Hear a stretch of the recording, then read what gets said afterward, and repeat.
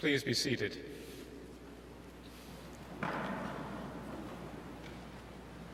The word comes from 2 Corinthians, where Paul talks about his burdens, his great challenges. And he writes, 3 times I appealed to the Lord about this, that it would leave me. But he said to me, my grace is sufficient for you, for my power is made perfect in weakness.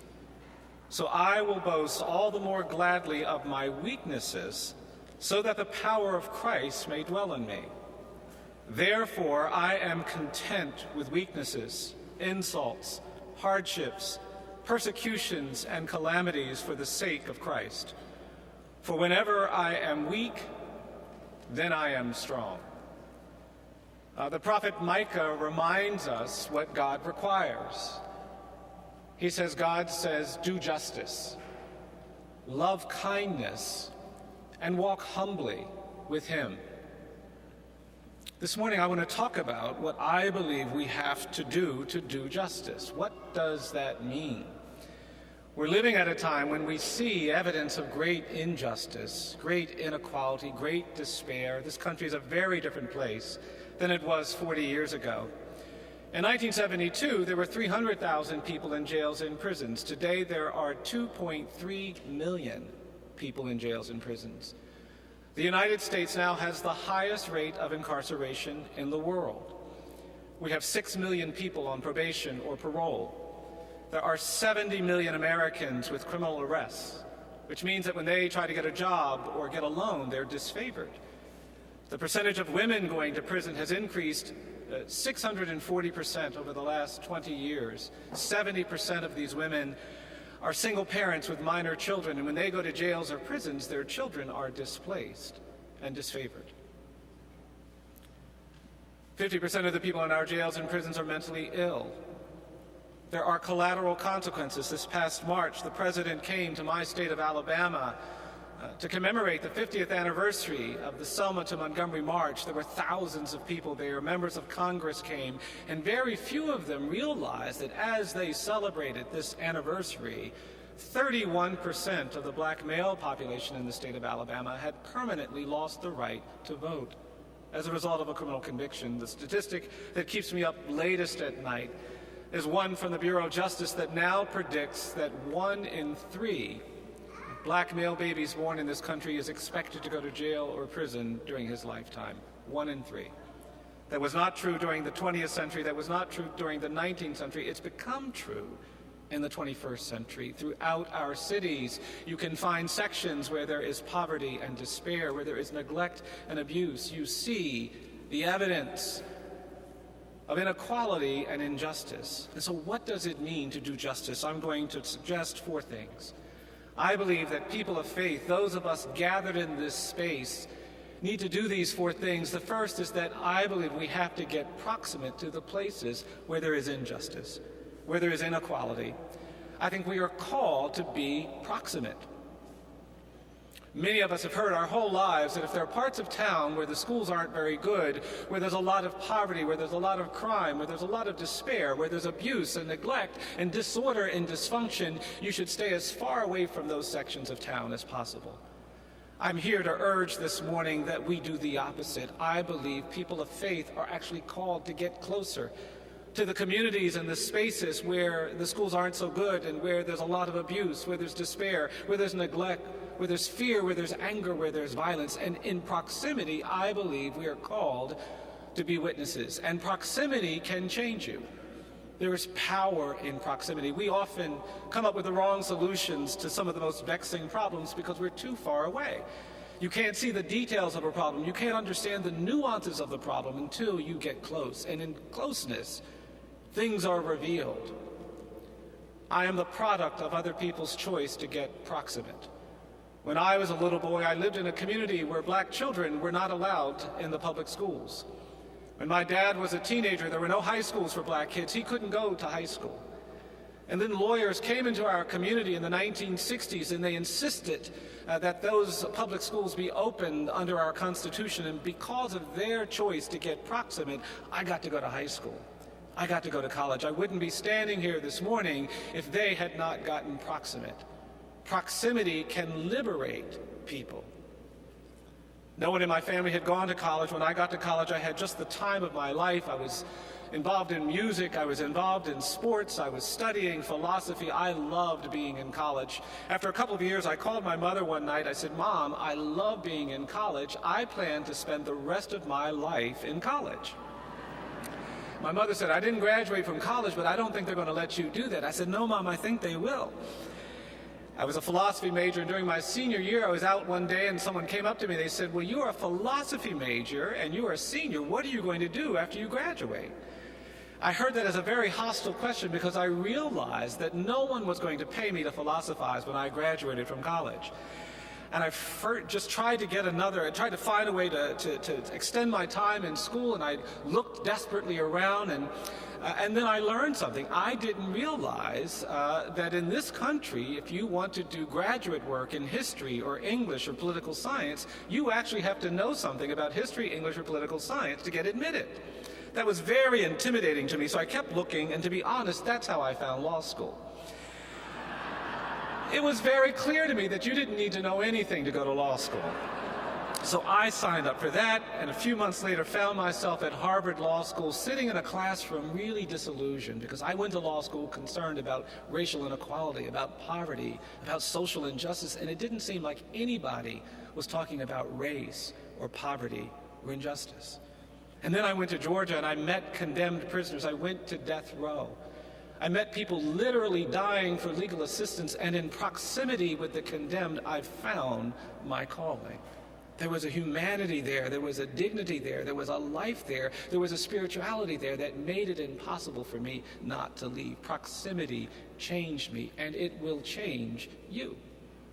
You are all invited to go to the spaces where there's poverty, where there's abuse, where there's neglect, and I believe you will find power and witness, and you will begin to do justice. The second thing that I think the prophet is talking about when he says do justice, I believe we have to change the narratives. This problem of excessive punishment, mass incarceration in America was, yes, shaped by policies. We decided to deal with drug addiction and drug dependency as a crime issue rather than a health issue.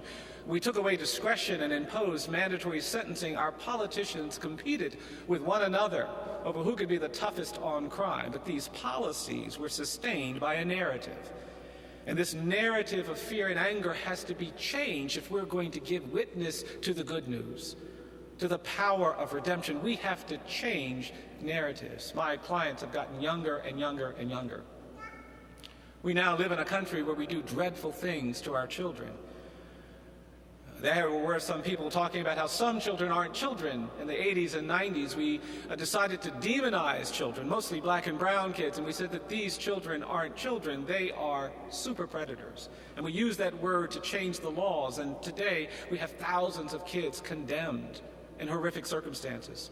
I worked on a case several years ago involving a 14-year-old boy who lived in a household where his mother was repeatedly the target of a lot of domestic violence. This boy's mother had a boyfriend.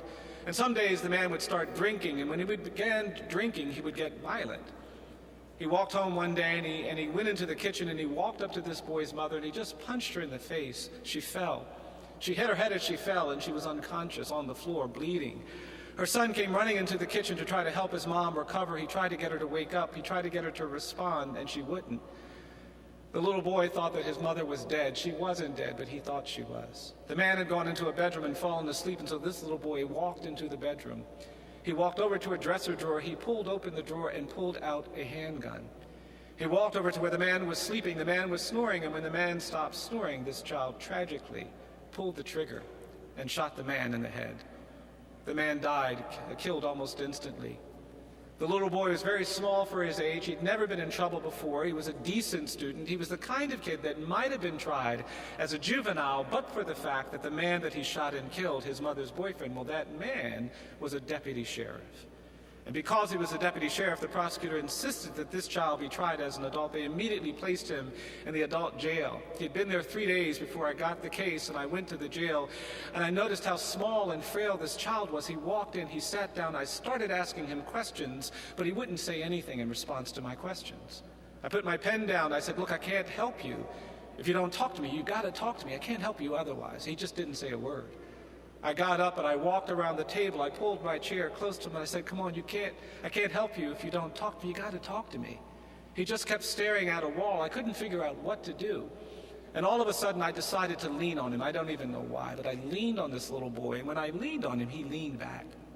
And when he leaned back, I put my arm around him. I said, you've got to talk to me. And that's when this little boy started to cry. And through his tears, he began talking to me, not about what happened with his mom, not about what happened with the man, but he started talking to me about what had happened at the jail. He told me on the first night several men had hurt him. He told me on the next night he'd been assaulted by several people. He told me on the night before I'd gotten there, so many people had hurt him, he couldn't remember how many there had been. And I held this little boy while he cried hysterically for almost an hour. I said, I'm going to get you out of here. You stay right here. And I never will forget that child grabbing my arm saying, please, please don't go. I said, no, it's okay. It's all right. I'm going to get you out of here. And I left that jail. And the question that was resonating in my mind was, who is responsible for this? And the answer is, we are. We are. We've allowed a narrative to emerge in this nation that some children aren't children. And because of that, we are doing things that are cruel and abusive. We are not doing justice. I believe all children are children. And all God's children need our love and our protection and our service. And we've got to change the narratives that would suggest that some of our children can be thrown away. Changing the narrative is hard, but it's necessary. But it's not adequate to do justice. I believe in addition to being proximate and changing narratives, the third thing we have to do is that we have to be hopeful. You see, I believe that sometimes it's easier to be faithful, it's easier to attend the events that we're supposed to attend and learn the liturgy, but not be hopeful about what we can do. And I am persuaded that doing justice as the prophet commands requires that we be hopeful. We are required to believe things that we have not seen. Hope is what will get you to stand up when other people say sit down. Hope is what will get you to speak when other people say be quiet. Your hope is necessary to doing justice. It is the way we love kindness. It is the way we walk humbly. We have to believe these things. It's an orientation of the Spirit, and with our hope, we create the opportunities and the power to do justice. Now, I wish I could stop here, but there is a fourth thing. I don't think we can get to doing justice by just getting proximate and changing narratives and by being hopeful. The fourth thing I believe we have to do is that we actually have to commit to doing things that are uncomfortable. And that's hard. I've read and I've studied, I've looked for examples where injustice ended, where oppression ended, where justice triumphed, where people only did the things that were convenient and comfortable, and I can't find it. Justice only ends, inequality only ends, oppression only ends when good people do things that are inconvenient and uncomfortable, and it's hard. As human beings, we are programmed to seek comfort. We like comfort. I like comfort. And I'm not preaching against comfort. I gave a talk down in Mississippi a few years ago, and the people met me at the airport. They said, oh, Mr. Stevenson, we know all about you. We know what kind of person you are. We know what kind of work you do. And you'll have to excuse us because we're having our conference at the luxurious DoubleTree Hotel. And they said, we know that you wouldn't want to stay at the luxurious DoubleTree Hotel, so we've asked one of the farmers to put you up at the barn. I said, what's wrong with you? Of course I want to stay at the luxurious DoubleTree Hotel. That's not what I'm talking about. What I'm talking about is that sometimes you have to position yourselves in uncomfortable places and you have to be a witness. For the last 30 years, I've represented people on death row. We've had some amazing moments of triumph where we've won the release of innocent people, but there have also been moments of deep despair. A few years ago, I represented a man who was intellectually disabled. He suffers from mental retardation, and our courts have banned the execution of people with mental retardation, but he couldn't get the legal help he needed to defend him, and so he was moving toward execution. He had a date, and I went to court to try to argue that he should not be executed, but the court said, too late. It should have been presented at trial. It should have been presented in state court. It should have been presented earlier. Each court said, too late.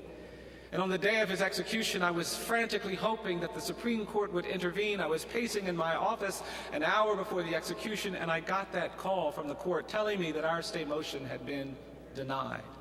Too late. I picked up the phone with this man and I told him this dreadful news, and he was overwhelmed. He was distraught. He said, "Mr. Stevenson, there's something important I have to say to you." He said, "Please don't hang up until I tell you something I really have to tell you." And then this man tried to say something to me, but in addition to being intellectually disabled, he had another challenge. When he got nervous, when he got overwhelmed, he would begin to stutter.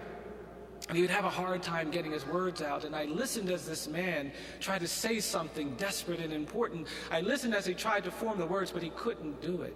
He kept trying, and I will tell you, the harder he tried, the more he struggled, the more he was ripping my heart apart.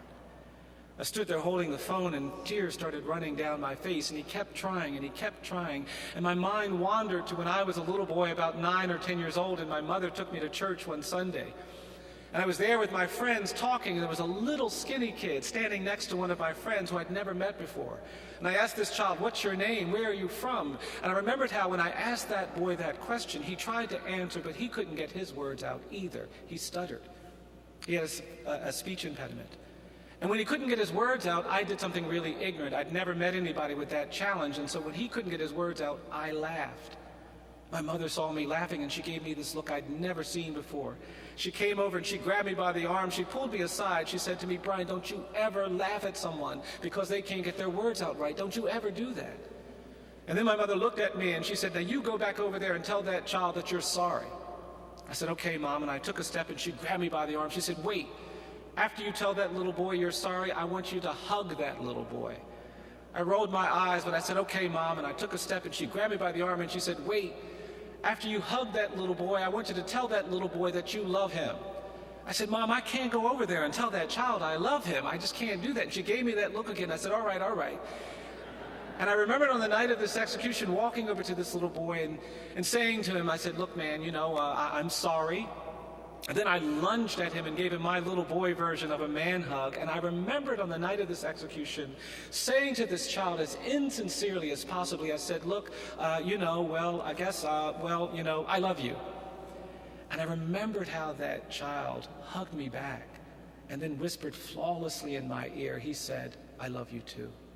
And I was thinking about this while this man was trying to get his words out. And finally, the condemned man said to me, he said, "Mr. Stevenson, I want to thank you for representing me. I want to thank you for fighting for me." And the last thing he said to me was, "I love you for trying to save my life." He hung up the phone. They pulled him away. They strapped him to a gurney and they executed him. I hung up the phone and I said, "I can't do this anymore. It's too hard, too uncomfortable." I kept thinking about how broken he was. And I started asking myself this question. I couldn't answer it. I said, why do we want to kill all the broken people among us? What is it about us that when we see brokenness, we want to step on it, we want to throw it away, we want to crush it? And then I realized that my life is filled with brokenness. I represent the broken. And I don't want to do it anymore. It's just too hard. It's too hard. My clients have been broken by poverty. They've been broken by racism. They've been broken by disability. They've been broken by exclusion and bigotry. I work in a broken system of justice. Too many decision makers too far away to do justice. Broken. I don't want to have anything more to do with it. I said I was through. And I sat down and I started having that conversation you have when you're going to make an important decision. And all of a sudden, I realized something I'd never realized before. And what I realized is why I do what I do. And in that moment, I realized that I don't do what I do because I've been trained to do it. I don't do what I do because it's important. I don't do what I do because it's about human rights. I don't do what I do because if I don't do it, no one will. I realized that night that I do what I do because I'm broken too. And then I remembered the scripture about how there's power in weakness. And then I realized that I'm not trying to save other people, I'm trying to save myself, and brokenness requires me to keep fighting. It is the broken among us that can lead us to a true understanding of what God calls us to do. I believe really simple things. I believe that each of us is more than the worst thing we've ever done. I think if someone tells a liar, they're not just a liar. I think if someone takes something that doesn't belong to them, they're not just a thief. I think even if you kill someone, you're not just a killer. And we are called to understand the other things people are. I also believe that in this country that the opposite of poverty is not wealth. We talk too much about money in America. I am persuaded that in this nation the opposite of poverty is not wealth. I believe the opposite of poverty is justice. And when we do justice, we not only honor God and the fulfillment of the scriptures, we also create and deconstruct the inequality and injustice around us. Finally, I believe that when I come to this great cathedral, this extraordinary space in our nation's capital, I cannot judge how we are doing in this community. I cannot measure our commitment to the Gospels. I cannot measure our commitment to that commandment from Micah by looking at how we treat the rich and the powerful and the privileged. I believe God calls us to measure ourselves and our commitment to justice by not looking at how we treat the rich and the powerful and the privileged. I think we have to look at how we treat the poor, the incarcerated, and the condemned. There is in this call, in this scripture, a challenge to be broken. When you get proximate, it will break you. When you change narratives, you will be broken. When you are required to be hopeful, you will be broken. And when you do uncomfortable things, there will be brokenness, but there will also be joy and recovery and redemption. I'll end with this. I was giving a talk in a church, and an older man sat in the back of the church looking at me the whole time I was talking. He had this very angry, almost stern look on his face. I couldn't figure out why he was staring at me so hard. I finished my talk. People were very nice, but this man kept sitting in the back staring. And when everybody else left, he came up to me in the front of that church. And he put his finger up. When he came up, he was sitting in a wheelchair, this older black man, and when he got in front of me, he put his hand up and he said, "Do you know what you're doing?" And I just stood there. And he asked me again, he said, "Do you know what you're doing?" I stepped back and I mumbled something. Then he asked me one last time, he said, "Do you know what you're doing?" And then he said, "I'm going to tell you what you're doing." And this older man looked at me, he said, "You're beating the drum for justice. You keep beating the drum for justice." And I was so moved. I was also really relieved because he was looking at me so hard, I just wasn't sure what was going to happen. And then this man grabbed me by the jacket and he pulled me into his chair. He said, come here, let me show you something." And he turned his head, he said, "You see this scar I have behind my right ear?" He says, "I got that scar in Greene County, Alabama, 1963, trying to register people to vote." He turned his head, he said, "You see this cut I have down here at the bottom of my neck?" He said, "I got that cut in Philadelphia, Mississippi, 1964, trying to register people to vote." He turned his head, he said, "You see this dark spot?" He said, "That's my bruise. I got my bruise in Birmingham, Alabama, 1965, trying to register people to vote." He said, "People look at me and they think I'm some old black man sitting in a wheelchair covered with cuts and bruises and scars." He said, "But I'm going to tell you something, young man." He said, "These aren't my cuts, these aren't my bruises, these aren't my scars. These," he said, "are my medals of honor." God doesn't need whole people. He doesn't need people who get it right all the time. He doesn't need perfect people. He calls the broken. And in brokenness, he asks us to recognize that his power is made perfect in our weakness. May God call you closer to the places where inequality thrives. May God give you the voice to speak and the ears to hear, to change the narrative. May God plant in each of you a hope to be witnesses for justice, and may God comfort you as you choose to do the uncomfortable things that bring his word to life. God bless all of you.